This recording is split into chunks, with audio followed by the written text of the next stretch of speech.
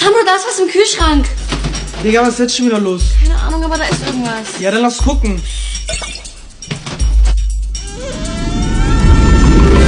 Boah.